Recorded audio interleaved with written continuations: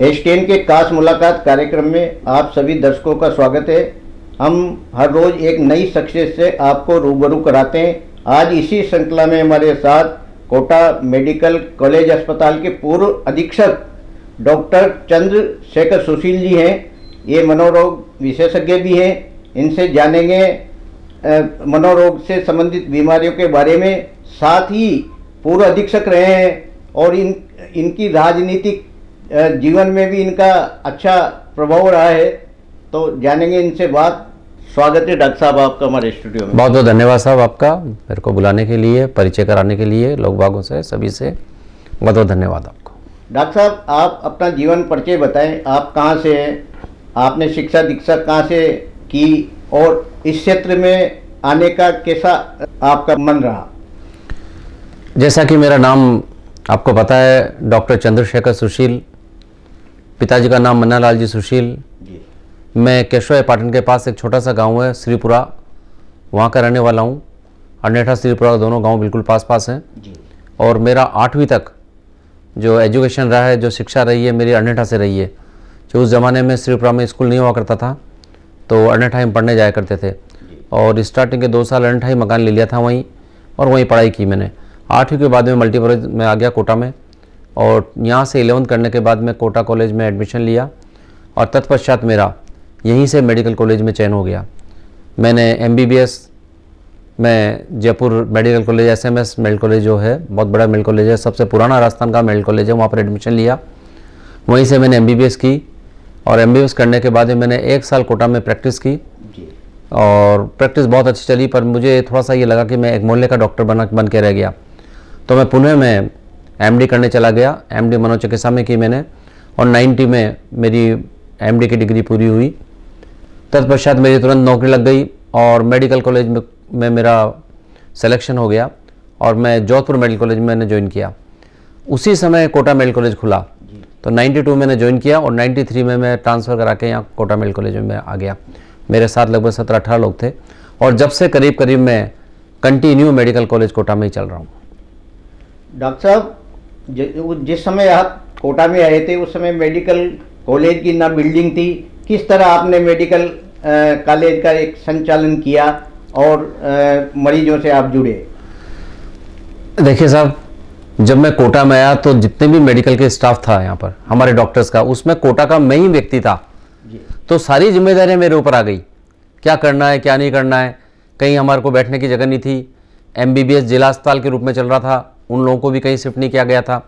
तो ऐसे समय में हमें लगभग 1.5-2 महीने तो बाहर रहना पड़ा, क्योंकि इन लोगों ने कोटा जो हॉस्पिटल के लोग थे, डिस्ट्रिक्ट अस्पताल के, उन्होंने स्टे ले लिया। 2 महीने बाद में जाके स्टे खारिज हुआ, और उसके बाद जाके फिर हम MBS में अपनी सेवाएं दे पाए। पर उसके बावजूद भी कोई मज़ा नहीं आया, क्योंकि किराए की बिल्डिंग ली थी SI की, उसमें चल रहा था अस्पताल, और बहुत कम डॉक्टर से, बैठने तक की व्यवस्था वहाँ पर नहीं थी। पर जैसे तैसे हमने बहुत ही कठिन टाइम वहाँ पर निकाला। उसके बाद गवर्नमेंट ने जहाँ पर अभी मेडिकल कॉलेज बना है, ये ज़मीन अलॉट की, और इसमें जाकर बनना चालू हुआ। और ये जो अस्पताल की बिल्डिंग है, मेडिकल कॉलेज तो यहाँ पर चालू कर दिया था लगभग 2000 के पहले ही, लेकिन मेडिकल कॉलेज यहाँ पर 2000, या मेडिकल कॉलेज अस्पताल 2008 में चालू किया। 2-3 ब्रांच चालू की उसमें, तो पर बहुत ज़्यादा पेशेंट नहीं आते थे। पर उसके बाद में मैक्सिमम डिपार्टमेंट यहाँ पर शिफ्ट हुए 2011 में। 2011 से मानता हूँ कि सुचारू रूप से थोड़ा चालू होने लग गया था ये। पर 2014 में जब मुझे सुप्रिंटेंडेंट बनाया, जब भी काफ़ी सारी बिल्डिंग, पूरी बिल्डिंग खाली पड़ी थी, मतलब 90% हिस्सा खाली पड़ा था। पर मैंने बहुत प्रयास किया इसके लिए, ऊपर तक लड़ाई करी, और करीब करीब मान लीजिए कि जो मेरा आउटडोर यहाँ पर जब मैंने ज्वाइन किया था 500-600-700 का था, 1 साल बाद में आउटडोर बढ़कर 5000 हो गया। इतनी मेहनत की कि हर डिपार्टमेंट यहाँ पर खोल दिया। ऐसा कोई डिपार्टमेंट नहीं बचा जो कि मैंने नहीं खोला हो, और उसी का परिणाम रहा कि ये अस्पताल बहुत अच्छा चल रहा है। और आज कोटा का नहीं बल्कि राजस्थान का सबसे अगर अच्छा अस्पताल मैं मानूं OPD के हिसाब से तो जयपुर का है, और सेकंड नंबर पे नवीन चिकित्सालय का अस्पताल है पूरे राजस्थान में। इतना आउटडोर किसी का भी नहीं है। सेवाएं जहाँ पर अभी इस समय यह हाल है कि हर तरह की सेवा, चाहे कार्डियोलॉजी की सेवा हो, चाहे वो डर्मेटोलॉजी की सेवा हो, चाहे वो नेफ्रोलॉजी की हो, किडनी संबंधी बीमारियाँ हो, चाहे वो अपने इंटेस्टाइन की हो, मतलब करीब करीब हर डिपार्टमेंट यहाँ पर चालू हो गया। ऐसा कोई डिपार्टमेंट नहीं है जो कि इस अस्पताल में नहीं चल रहा है। डॉक्टर सुशील जी मनोरोग विशेषज्ञ हैं, मनोरोग के क्या लक्षण हैं? देखो साहब, मनोरोग एक बहुत बड़ा सब्जेक्ट है जी और मनोरोग की बीमारियां भी कई तरह की होती है। जी अगर इसको हम बीमारियों के बारे में बात करें तो दो तरह की बीमारियां हम मान के चलते हैं। जी एक को बोलते हैं हम साइकोसिस और एक को बोलते हैं हम न्यूरोसिस। जी ठीक है, जो मनोरोग की बीमारियां हैं, या इसको ये मान लीजिए कि इसके ऊपर भी डायग्नोसिस है, जी ऑर्गेनिक एंड नॉन ऑर्गेनिक या फंक्शनल साइकोसिस या ऑर्गेनिक साइकोसिस।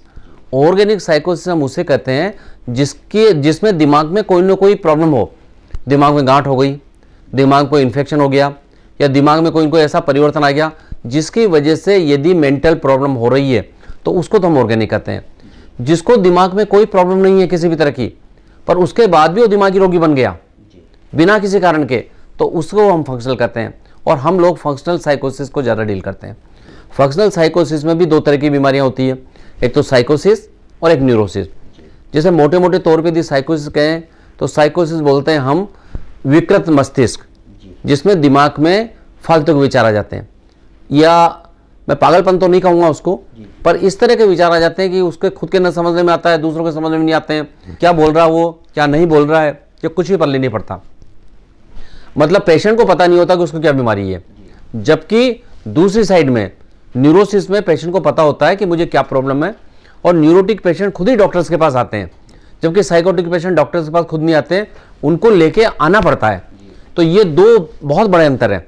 एक में मरीज खुद आता है जिसको हम न्यूरोसिस कहते हैं, एक में मरीज को लाना पड़ता है जिसको हम साइकोसिस कहते हैं। तो हम दो तरह की बीमारियां। अब जहां साइकोसिस की बात आती है तो साइकोसिस में दो तरह की बड़ी बड़ी बीमारियां हैं, जैसे स्किज़ोफ्रेनिया और बीपीएडी, बाइपोलर अफेक्टिव डिसऑर्डर, या मैनिया। स्किज़ोफ्रेनिया, इसको हम बिल्कुल विकृत मस्तिष्क, टोटली दिमाग खराब हो जाता है, फालतू की बातें करने लग जाता है, रात को नींद नहीं आती है, भूख लगती है, किसी की इज्जत नहीं करता, किसी से बातचीत नहीं करता, कई बार नेगेटिव्स में पहुंच जाते हैं, चुपचाप गुमसुम हो जाता है पेशेंट, किसी से बातचीत नहीं करता, कमरा बंद कर लेता है, न नहाता न धोता है। ये भी एक तरह की स्किज़ोफ्रेनिया की बीमारी है। एक तरह में बहुत ज़्यादा बोलता है, गाली गलौज करता है, मारा पीटी करता है, बिल्कुल ऐसे लक्षण उसमें उत्पन्न हो जाते हैं कि उनको कंट्रोल करना बड़ा मुश्किल हो जाता है।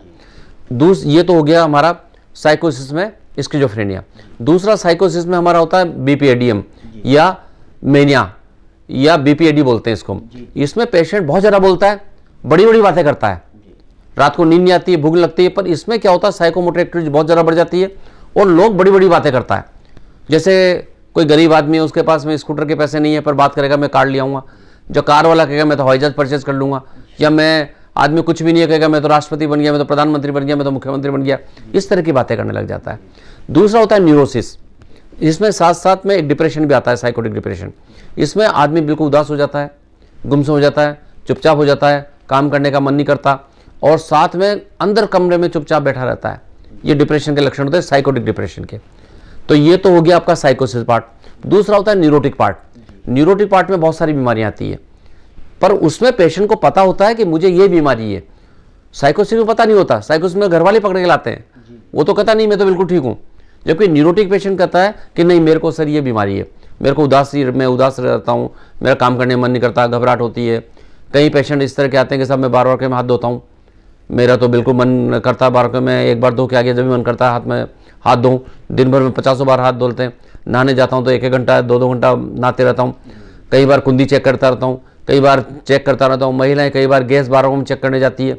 तो ये होती है ओसीडी। एक होती है इसमें एंजाइटी। एंजाइटी में घबराहट ज़्यादा हो जाती है, आदमी को बहुत ज़्यादा घबराहट हो जाएगी। और एक होता है पैनिक डिसऑर्डर, किसी भी इसमें एकदम से मतलब घबराहट, एक्सेसिव घबराहट, जो पैनिक अटैक जिसको बोलते हैं, उसमें आदमी कई बार बेहोश हो जाता है। ये भी एक तरह की बीमारियाँ। कहने का मतलब ये है कि न्यूरोटिक में बहुत सारी बीमारियाँ हैं, पर उसमें पेशेंट को ये पता होता है कि मेरे को ये बीमारी है। और भी हमारे पास कई सारी बीमारियाँ आती हैं। सीजर डिसऑर्डर केस आते हैं जिसमें बेहोश हो जाता है, ताड़ आती है शरीर में, जैसे मिर्गी रोग भी कहते हैं। एक तरह की बीमारी ऐसी और भी होती है, इसको हम सीडी के नाम से कहते हैं, कन्वर्जन डिसऑर्डर के नाम से। उसमें भी कई बार पेशेंट को दिखना बंद हो जाता है, चलना बंद हो जाता है, घबराहट होती है, बेहोशी के दौरे जाते हैं। पर और उसमें जब हम कॉज ढूंढते हैं तो कॉज कुछ नहीं मिलता। मालूम चलता है कि कोई न कोई स्ट्रेस इसके दिमाग में था, कोई न कोई बात घर वालों के साथ हो गई या किसी फ्रेंड से बात हो गई, किसी से लड़ाई झगड़ा हो गया, तो इस तरह की बीमारियां हम इसमें देखते हैं। तो ये नॉर्मली इस तरह से ये साइकेट्री का मोटा सा जो मैंने आपको ये पार्ट बताया किस किस तरह की इसमें बीमारियां होती हैं। डॉक्टर साहब, आप तो मेडिकल कॉलेज के अधीक्षक रहे हैं। कोटा संभाग बहुत बड़ा संभाग है, इसमें 4 जिले आते हैं, साथ में एमपी भी इससे बिल्कुल कनेक्टेड है। ये जो मनोरोग के जो मतलब कितने लोग आपसे जुड़े हैं इनसे? देखो साहब, वैसे तो आंकड़े के अनुसार देखते हैं तो लगभग 18 से 20% साइकेट्रिक पेशेंट है। 18 से 20%, जिसमें साइकोसिस भी आ गए और जिसमें न्यूरोटिक्स भी आ गए, मतलब बड़े मनोरोगी भी आ गए, छोटे मनोरोगी भी आ गए, उसमें मनोरोगी जिसे कहते हैं। साथ ही इसमें वो लोग भी आ गए जैसे जो नशे से पीड़ित हैं, वो लोग भी हैं, कुछ मंद बुद्धि के लोग भी हैं, बच्चे हैं, वो भी इसमें आ गए। इस तरह से लगभग 18 से 20%, पर सारे लोग हमें नहीं दिखा पाते। ज़्यादातर लोग फिजिशियन के पास चल जाते हैं, कई लोग न्यूरोफिजिशियन के पास चल जाते हैं, न्यूरोलॉजिस्ट के पास चल जाते हैं, वो सोचते हैं दिमाग की बीमारी, वो देखते हैं। अल्टीमेटली कई बार तो घूम घाम के हमारे पास केस आते हैं, तो उसमें फिर टाइम लग जाता है उनको। अगर किसी भी तरह की साइकेट्री की प्रॉब्लम पेशेंट को होती है और तुरंत यदि मनोचिकित्सक को दिखा दें तो उसका बहुत जल्दी इलाज हो जाता है। पर यदि वो साल 2 साल 3 साल बाद आता है इधर उधर का इलाज लेके और ठीक हो नहीं पाता, तो हमें फिर उसमें बहुत टाइम लग जाता है। और साइकेट्री की बीमारी में आज फिर भी कहता हूँ कि कई तरह की बीमारियां हैं हमारी जो कि लंबी चलती है, इलाज लंबा चलता है, और लगभग 20 से 25% जो केस हैं वो हमारे ठीक भी नहीं हो पाते हैं, कई पेशेंट इंप्रूव हो जाते हैं। बाकी लगभग 50 to 75% के आसपास हमारे पेशेंट बिल्कुल ठीक हो जाते हैं, और कईयों को उसमें से ये मान लीजिए आधों को तो उसमें दोबारा इलाज लेने की आवश्यकता नहीं पड़ती। पर लगभग 25% केस ऐसे होते हैं जिनको कंटिन्यू इलाज लेना पड़ता है, लंबे इलाज लेना पड़ता है, और बहुत लंबा इलाज चलता है। अगर वो बीच में बंद कर देते हैं इलाज, ठीक होने के बाद भी वापस वो बीमार हो जाते हैं, फिर उनको इलाज की आवश्यकता पड़ती है। इस तरह की इलाज में आवश्यकता पड़ती है। मनोरोग में सबसे खतरनाक बीमारी कौन सी है? मनोरोग में देखो ऐसा है, वो तो जिसको होती है उसके लिए तो वही खतरनाक है, और ऐसी कोई बीमारी नहीं जो खतरनाक नहीं हो। सारी बीमारियां खतरनाक है साहब। मैं तो कहता हूँ ऐसी कोई बीमारी ऐसी नहीं है। मनोरोग की कोई भी बीमारी हो जाए, इसको लाइट नहीं लेना चाहिए, बिल्कुल लेना चाहिए। किसी भी तरह की प्रॉब्लम हो तुरंत डॉक्टर्स को दिखाएं। मैं तो कहता हूँ जैसा कि अभी कोटा में चल रहा था आत्महत्या स्टूडेंट्स में, वैसे कि बहुत ज़्यादा मैं नहीं मानता हूँ, क्योंकि जो आंकड़े हैं वो लगभग 10 से 11 पर 1 लाख पॉपुलेशन है। 1 लाख पॉपुलेशन में 10 से 11 लोग आत्महत्या करते हैं, ये नॉर्मल रेट से। और अपने यहाँ अगर 30-35 भी अगर होती है साल में, तो मेरे ख्याल से मैं बहुत ज़्यादा नहीं मानता। पर चूंकि एक ही ग्रुप के कर रहे हैं बच्चे, इसलिए वो चिंताजनक है। क्योंकि अपने देखते हैं हम 15 से लेकर 20 साल के बच्चे ज़्यादातर आत्महत्या कर रहे हैं। उसके कारण खैर अलग हैं, उसके बारे में बाद में बात कर लेंगे अपन कभी भी, जो स्टूडेंट्स का मामला है। पर फिर भी आत्महत्या भी एक कारण है। ये आत्महत्या किस बीमारी की वजह से है?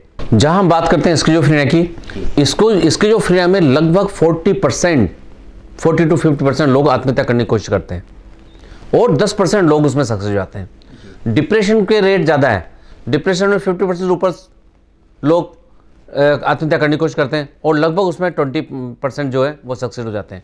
तो ऐसे अलग अलग बीमारियों में अलग अलग रेट्स है। क्योंकि डिप्रेशन के पेशेंट को क्या बहुत ज़्यादा डिप्रेस हो जाता है, उदास रह जाता है, उसको ऐसा लगता है ज़िंदगी बेकार है, अब तो कुछ भी करने को नहीं है, इससे तो मर जाओ तो बढ़िया है।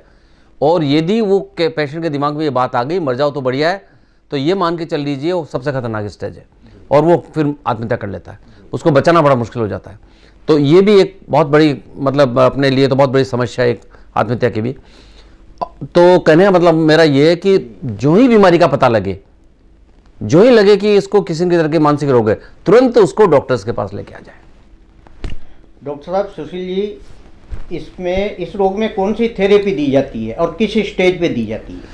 ऐसा है, एक टाइम था हमारे पास बहुत कम दवाइयाँ हुआ करती थी। आज से यदि मैं 25 साल पहले की बात करूं तो आज जितनी दवाइयाँ हैं उससे हमारे पास में 10% दवाइयाँ भी नहीं थी।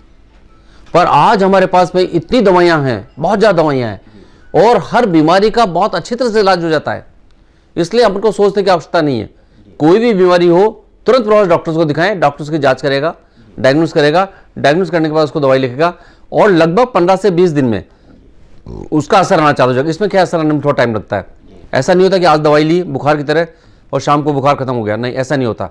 आज दवाई ली, रोज़ दवाई लेनी पड़ेगी, 15 दिन के बाद में उसको रिजल्ट देखने को मिलते हैं हमें। तो 15 दिन से लेकर 1 महीने के बीच में पेशेंट ठीक हो जाता है। पर ऐसा नहीं है ठीक होते ही दवाई बंद नहीं होती, उसका इलाज लंबा देना पड़ता है। कई मरीजों का 6 महीने चलता है, कई मरीजों का 1 साल चलता है, कहीं को 2 साल चलता है, कहीं को 5 साल भी इलाज चलता है। तो जितना लंबा हम इलाज देंगे उतना ही पेशेंट बिल्कुल ठीक होगा और दोबारा उसको साइकेट्रिक बीमारी नहीं होगी, दोबारा सिम्टम्स आने के चांसेस उसके नहीं होंगे। इसलिए वो है। अगर कई बार देखने में आता है कि बहुत ऐसे पेशेंट हो रहे हैं दवाई से ठीक नहीं हो रहे, जैसे सीवियर डिप्रेशन है विद सुसाइडल आइडियाज भी उसको आ रहे हैं, ऐसे पेशेंट को हम ईसीटी लेते हैं फिर, जो ठीक नहीं हो रहे हैं। या साइकोटिक पेशेंट है, स्किज़ोफ्रेनिक है, क्रोनिक स्किज़ोफ्रेनिक है, पेशेंट ठीक नहीं हो रहा है तो फिर उसको ईसीटी लेना पड़ता है। बहुत से पेशेंट हमारे ऐसे भी जो केटाटोनिक स्किज़ोफ्रेनिक बोलते हैं, वो बिल्कुल कड़क हो जाते हैं, एकदम कड़क होकर बैठे रहेंगे, एक ही स्टेज में बैठे रहेंगे वो, चाहे धूप हो, चाहे सर्दी हो, चाहे बरसात हो, बाहर खड़े हो गए तो खड़े हो गए, घंटों तक खड़े रहेंगे। ऐसे पेशेंट को हमें ईसीटी लेना पड़ता है ताकि ईसीटी से जितना जल्दी हो सकता है ठीक हो जाए। तो खास करके हम जो ट्रीटमेंट देते हैं दवाई का, ईसीटी का या साइकोथेरेपी का, जो छोटे मोटे केस होते हैं जिसे हम बोलते हैं ना छोटे मोटे, वैसे तो छोटा मोटा कोई नहीं होता, पर जिसको एंजाइटी है, जिसको डिप्रेशन है, जिसको ओसीडी है या इस तरह की बीमारी है, कई केसेस ऐसे आते हैं जिनको हम साइकोथेरेपी से भी ठीक कर सकते हैं। या नशा मुक्ति के केस हैं, इनको भी हम इससे साइकोथेरेपी से ठीक करते हैं। तो 3 तरह की थेरेपी हम खास करके काम में लेते हैं। एक तो दवाई वाली थेरेपी, एक शॉक वाली थेरेपी और तीसरा साइकोथेरेपी बोलते हैं जिसको समझाइश से हम बीमारी का इलाज करते हैं। तो इस तरह से तीनों थेरेपी बहुत अच्छी है और तीनों थेरेपी का कई केस में ऐसा होता है कि तीनों को मिक्स भी देना पड़ता है हमें। साइकोथेरेपी देनी पड़ती है उसको, ईसीटी भी लेना पड़ता है उसको और उसको दवाई भी देनी पड़ती है। तो इस तरह से पेशेंट को हम तीनों थेरेपी से हम ठीक करते हैं। डॉक्टर साहब, आप मेडिकल कॉलेज न्यू अस्पताल के अधीक्षक भी रहे हैं, आपके समय विकास कार्य आपने कराए भी सही, कई मंशा आपकी रह भी गई। राजस्थान का सबसे बड़ा मेडिकल कॉलेज है और आप हाड़ौती के हो, आपकी हमेशा इच्छा रही है कि इसका विस्तार और इसका विकास होता रहे। आपके समय में आपने क्या प्रयास किए? ऐसा सब मैं गया था उस समय, मैंने जैसा पहले बताया कि लगभग 90% बिल्डिंग खाली पड़ी थी। मात्र मेडिसिन के 1 यूनिट, सर्जरी के 1 यूनिट, गायनी के 1 यूनिट और पीडियाट्रिक्स 1 यूनिट, 4 वार्ड चल रहे थे बस खाली, जबकि वहाँ कम से कम 50 वार्ड बने हुए हैं। बस वो 4 वार्ड चल रहे थे, आउटडोर चलता था, मुश्किल से 200, 300, 400 पेशेंट जब मैंने ज्वाइन किया उस समय आते थे, 700 पेशेंट तक भी देखा मैंने आउटडोर। पर मैंने कहा यार इसको मज़ा नहीं आया। मैं चाहता था ग्रो करना, अस्पताल किस तरह से ग्रो हो और कम से कम कोटा वासियों को नहीं, पूरे हाड़ौती वासियों को ही नहीं, बल्कि आसपास का जो एमपी एरिया लग रहा है उनको भी यहाँ पर बढ़िया ट्रीटमेंट मिले। वहाँ तक के लोग ये सोच गए कि नहीं यार कोटा में बढ़िया ट्रीटमेंट होता है और मैं वहाँ जाकर ट्रीटमेंट कराऊँ। यही मेरी सोच रही है, डेवलपमेंट की मेरी सोच रही है और यही सोचकर मैंने सारे डिपार्टमेंट वहाँ पर चालू कर दिए। इवन मैंने किडनी का ट्रांसप्लांट भी मेरे टाइम पे चालू हुआ। वहाँ पर कैथ मशीन नहीं थी अपने कार्डियोलॉजी के लिए, वो मेरे टाइम पे चालू हुआ। बिल्डिंग जो तीसरा माला जो ये बना है 3rd फ्लोर, इसका बजट भी मैं लेके आया, बनी मेरे बाद में, पर उसके बाद में फिर आ गया तो पर वो भी चालू हो गया उसका काम। पानी की टंकी वहाँ पर नहीं थी, पानी की टंकी बनी और लेबोरेटरी, सीटी स्कैन, एमआरआई। और सबसे बड़ी बात आप ये देख लीजिए कि जब कोरोना चला और ऑक्सीजन की डेफिशिएंसी हुई तो ऑक्सीजन वाले जो प्लांट है सबसे पहले राजस्थान में अगर कहीं लगा है तो मेरे ख्याल से कोटा मेडिकल कॉलेज में लगा है। ये देख लीजिए, सबसे पहले लग गया यहाँ और चालू भी कर दिया हमने उसको। और कोटा के कुछ लोगों ने प्राइवेट कंपनी से अपने खर्चे पर एक प्राइवेट भी लगा दिया उसमें से, जो टॉरेंट कंपनी ने लगाया था उस समय के बातचीत करके, वो भी कोटा में से, वो कहीं मथुरा लग रहा था। तो भाई दो मेरे से ऐसे बात की, मैंने कहा यार लगाओ यार, मेरा बहुत आवश्यकता है। इस तरह से हमने 6 ऑक्सीजन प्लांट वहाँ पर लगाए, ये देख लीजिए। और पूरा वायरिंग पूरे अस्पताल की हमने चेंज कर दी। एक प्रॉब्लम और आती थी वहाँ पर, हमारे पास जनरेटर तो 3 थे, पर कई बार एक जनरेटर की लाइट चल जाती है, दूसरे जनरेटर में दिक्कत होती है, दूसरे में तीसरे। एक बार ऐसा हो कि हमारे तीनों जनरेटर फेल हो गए, ये देखिए, ऐसा भी टाइम आया हमारे। तो मैंने फिर क्या किया कि तीनों जनरेटर को, चार जनरेटर को एक साथ जोड़ दिया, ताकि अगर कोई एक खराब हो रहा है तो बाकी जगह से लाइट आ रही है, दूसरा खराब हो रहा है तो बाकी जगह से लाइट आ रही है, और उसके बाद लाइट खराब होने की हमें कभी शिकायत प्राप्त नहीं हुई। तो ये भी काम कराया। लैब में देखा तो लैब जो पहले हमारे बहुत कम टेस्ट होते थे, सारे टेस्ट उसमें चालू करा दिए हमने। यहाँ पर डेंटल डिपार्टमेंट नहीं था, मैं डेंटल डिपार्टमेंट लेके आ गया। यहाँ पर ईएनटी डिपार्टमेंट नहीं था, ईएनटी का आउटडोर चालू कराया। ऑफ्थो नहीं था, ऑफ्थो का आउटडोर चालू कराया। और करीब करीब ये देख लीजिए कि ऐसा कोई डिपार्टमेंट नहीं है जो कि यहाँ पर मैंने चालू नहीं किया। यही नहीं, ओपीडी में अगर देखें तो ओपीडी जो काउंटर थे जहाँ पर रसीद अपने ये बनती है प्रेस्क्रिप्शन, मात्र 2 या 3 काउंटर थे जब मैंने ज्वाइन किया। उसमें क्या भीड़ पड़ती थी कि पूछो मत। तो मैंने 12 काउंटर वहाँ पर बनाए और वो आज भी चल रहे हैं। और 12 काउंटर पर आज हमारी भीड़ में कोई हमें दिक्कत नहीं आती, इतना बढ़िया वहाँ पर चल रहा है। इमरजेंसी देखो तो इमरजेंसी को बहुत अच्छा सुदृढ़ किया।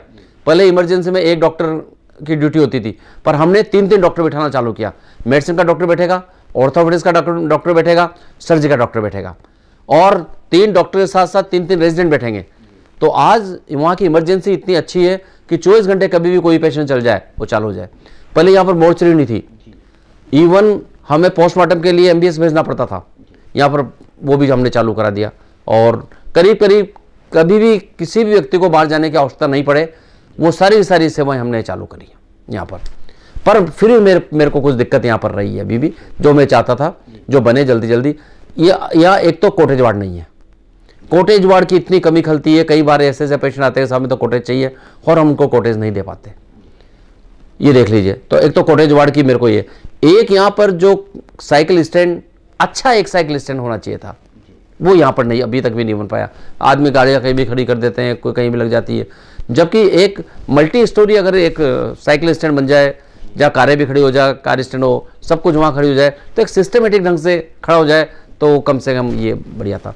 मैंने एक सबसे बढ़िया काम ये किया, सामने की जगह हमारी खाली पड़ी हुई थी, तो मैंने कहा यहाँ पर एक अच्छा गार्डन बनाओ। तो गार्डन का भी वो तो महा गार्डन बन गया, उसमें हजारों पेड़ लग गए। और आज वो पेड़ इतनी बढ़िया हवा दे रहे हैं, इतना बढ़िया मजा आता है वहाँ बैठते हैं उनको कि बस पूछो मत। मतलब 5 साल में इतना बढ़िया डेवलप हो गया कि आज तो बड़े बड़े पेड़ हो गए हो। वहाँ कम से हमने हजारों पेड़ लगा दिए उसमें। तो एक तरह से जो ऑक्सीजन का हमने काम उसमें भी किया उसके लिए। डॉक्टर साहब, कोरोना का दंश तो आपने भी झेला और आपके सामने पूरा शहर पीड़ित था जी उस समय। और जो आज की स्थिति में जो मनोरोग रोगी देखते हैं वो कैसे हैं, किस तरह के सामने आते हैं आपके सामने? ऐसा साहब, कोरोना तो भगवान ने से मैं ये प्रार्थना करूँगा कि ऐसी बीमारी कभी नहीं आए। जो दंश मैंने तो क्या सभी ने झेला है, पूरे भारतवासियों ने पूरे वर्ल्ड में उसका दंश झेला है। कोटा की मैं बात करूं कि जब कोरोना आया तो हमारे पास में कोई सुविधा नहीं थी, कोरोना की कोई मेडिसिन नहीं थी हमारे पास में, ये देख लीजिए। और एकदम से पेशेंट आ गए, एकदम से मेरे को कहा गया कि 40 पेशेंट आपके यहाँ भेज रहे हैं रात को, और 50 पेशेंट हमारे यहाँ भेजे, पूरा अस्पताल खाली करना पड़ा। और स्टार्टिंग के जो बैच आए, जो उसका पेशेंट आए, वो तो ऐसे पेशेंट आए थे गाली गलौज करने वाले, मारा पीटी करने वाले, क्योंकि हमारे पास सुविधा थी नहीं। उनका भी वाजिब था, ये नहीं है, वो नहीं है, ऐसा नहीं है, वैसा नहीं है। और सबसे बड़ी बात ये थी कि हमारा जो स्टाफ था, आधा स्टाफ बहुत इतना डर गया था कि हम तो काम नहीं करते साहब, हमें मरना थोड़ी है। पर हम लोग जो पीपी किट पहन के और अंदर घुसे, हम घूमे पूरे वार्डों में, और उसको देख कर हमारे कर्मचारी ये हुए थोड़े से कि चलो हम भी अब काम चालू करते हैं। और ऐसा कोई कर्मचारी नहीं बचा होगा मेरे ख्याल से जो कि बीमार नहीं हुआ होगा, ऐसा कोई डॉक्टर भी नहीं बचा होगा जो बीमार नहीं हुआ। पर ये दंश सभी ने झेला, कई चले भी गए और बहुत सारे गए उसमें। और ये मान लीजिए कि जो मैनेज करना था दवाइयाँ बहुत अच्छी मैनेज की है, यहाँ पर बहुत मेहनत किया मैंने। मतलब रोज़ हम मेडिसिन ट्रक भेजते जयपुर, वहाँ से मेडिसिन मंगाते, सारे सामान मंगाते। बाद में तो इंजेक्शन भी आ गए थे, हर व्यक्ति को इंजेक्शन लगे, हर व्यक्ति को दवाई मिली है। और आज मैं कह सकता हूं कि अगर सबसे अच्छे रिजल्ट यदि राजस्थान में कहीं के रहे हैं, बाकी की तो मैं बात नहीं करता, सबसे अच्छे राजस्थान में कहीं के रहे हैं तो कोटा के रिजल्ट रहे हैं। सबसे कम डेथ अगर कहीं पर हुई तो कोटा की हुई है, सबसे अच्छा मैनेजमेंट कहीं पर रहा तो कोटा का रहा है। वो सबकी वजह से रहा है, क्योंकि सब व्यक्तियों ने मिलकर काम किया है। नर्सिंग स्टाफ ने मिलकर काम किया है, हमारे डॉक्टर्स ने मिलकर काम किया है, 4th क्लास ने, इवन स्वीपर्स ने, हमारे सफाई कर्मचारी भाइयों ने, उन्होंने भी इतना काम किया रात दिन दौड़ के।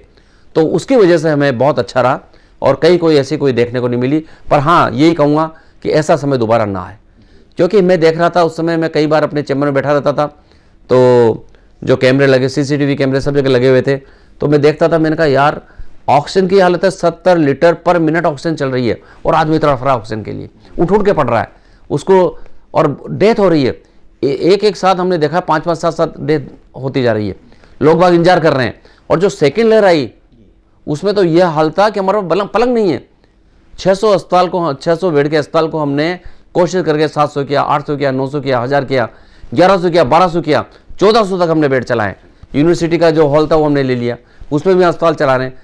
मेडिकल कॉलेज का जो एग्जामिनेशन हॉल था वो ले लिया, उसमें भी हम अस्पताल चला रहे हैं, उसमें भी बेड डाल दिए और सारे फुल। कोई भी जान पहचान के पेशेंट आते हैं, फ़ोन आ रहे हैं, मंत्रियों के फ़ोन आते हैं, इसको एडमिट करना है, पर हम करें कहाँ एडमिट, बहुत दिक्कत आती थी।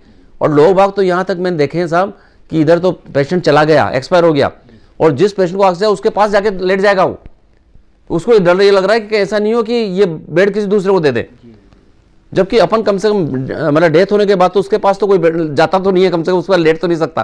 पर ऐसे टाइम देखा हमने वहाँ पर उस समय, और बहुत मतलब बहुत दिक्कत आई स्टार्टिंग में तो हमें, क्योंकि डेड बॉडी स्टार्टिंग में घर वाले ले जाते नहीं थे, गवर्नमेंट ही उसको ले जाती थी, उसी को सब कुछ कराती थी। मतलब बहुत दिक्कत देखी है साहब घर वालों के लिए, बेचारों ने बहुत ही, क्योंकि उनको डर लगता था कि मैं कहीं अगर मेरे पापा या मेरी मम्मी के पास चला गया जो कि एक्सपायर हो गए, कहीं मेरे कोई बीमारी नहीं हो जाएगी, कहीं मुझे कुछ ऐसा नहीं हो जाएगा। तो ये तो खैर बहुत ही रहा, पर फिर भी ईश्वर का लाख लाख धन्यवाद देता हूँ कि बहुत अच्छा मैनेज हुआ कोटा में। डेथ तो हुई है, खैर बहुत ज़्यादा भी हुई है डेथ, मैं मानता हूँ 3 से 4% डेथ कोटा की रिपोर्टेड है, पर फिर भी और जगह से काफ़ी कम डेथ यहाँ पर हुई है। इसमें उसके बाद किस तरह की मानसिक रोगी सामने आए? अब इसमें यह है कि जो कोरोना का असर जो हुआ वो करीब करीब जिसको भी कोरोना हुआ है उसके ऊपर असर हुआ इसका। चमड़ी रोग बढ़ गई, बाल गिरना चालू हो गया, किडनी के रोगी बढ़ गए, हार्ट के रोगी बढ़ गए, पेट के रोगी बढ़ गए, फेफड़े के रोगी बढ़ गए, मतलब इससे हर तरह के रोगी बढ़ गए इससे। और आज ये हाल है कि, और सबसे बड़ी बात है इम्यूनिटी इतनी कमजोर हो गई व्यक्ति की कि जरा सी खांसी हो जाए व्यक्ति को तो साले 2-3 दिन में तक खांसी नहीं मिटती उसकी, और कोई बुखार आ गया तो उसका 15-20 दिन बुखार नहीं जा रहा। बॉडी की इम्यूनिटी इसने इतनी कम कर दी है कि फ्यूचर के लिए हमें बहुत नुकसान है। आज हम देख रहे हैं, आज पेपर में था एक 14-15 साल के बच्चे ने आज मतलब उसको हार्ट अटैक आ गया। ये देखो आप, मतलब जो कि पहले सुनते ही नहीं थे हम कि 30-40 साल के पहले या 50 साल के पहले भी हार्ट अटैक आता हो। तो कम से कम इसकी वजह से ये और हो गया कि हार्ट में प्रॉब्लम चालू हो गई। और हम देख रहे हैं कईयों को, आपने भी देखा होगा, कहीं सुबह सुबह घूमने जा रहा है, एक्सपायर हो गया, टीचर पढ़ा रहा है, पढ़ते पढ़ते उसको हार्ट अटैक आ गया, वो गिर गया। तो इसकी वजह से अपनी पूरी बॉडी में हमारे फर्क पड़ा है, और जिसकी वजह से हर ब्रांच में केस बढ़ गए। साइकेट्री के केस तो हमारे इतने बढ़ गए कि लोग बहुत डरे, समय बहुत डरते हैं। अभी जरा सा बुखार आता है डर लग जाता है उनको कि मैं वैसा नहीं हो कि मुझे कोरोना हो गया हो, है, और सीधा हमारे पास आते हैं कि साहब ऐसा नहीं हो हमारी। तो डिप्रेशन के पेशेंट बढ़ गए, एंजाइटी के पेशेंट बढ़ गए, साइकोटिक इससे बढ़ गया, न्यूरोटिक पेशेंट बढ़ गए, और ओसीडी के पेशेंट बहुत बढ़ गए इससे। तो करीब करीब साइकेट्री के हर तरह के पेशेंट इससे बढ़ गए हमारे पास में, ये मान लीजिए। डॉक्टर साहब, सेवानिवृत्त हो गए आप जी, और आपकी अच्छी सेवाएं रही कोटा हाड़ौती के लिए भी। आप राजनीति में आपका पदार्पण हुआ, अब आगे हम तो ये चाहते हैं कि अब दोबारा जब आप आओ यहाँ तो एमएलए बन के आए, आपने राजनीति की तरफ कैसे रुख किया? मैंने साहब बस मेरी इच्छा थी, पापा की भी इच्छा थी, और मैंने एक चीज़ देखा है कि डॉक्टर्स बन के सिर्फ एक ही फील्ड में आप गरीब व्यक्तियों को या मानव सेवा आप कर सकते हो लोगों की, पर उस क्षेत्र में जाने के बाद में पॉलिटिक्स में आप कई तरह से सेवा कर सकते हो लोग बागों की। कहने में तो सभी कहते हैं मैं सेवा करने जा रहा हूँ, सेवा करने जा रहा हूँ, सेवा करने जा रहा हूँ, कईयों के तो पता नहीं क्या क्या होता है। पर मेरा जो केशवराय पाटन विधानसभा क्षेत्र है, जहाँ का मैं रहने वाला हूँ, जहाँ मैंने जन्म लिया है, मैं तो आज भी मानता हूँ बहुत पिछड़ा क्षेत्र है।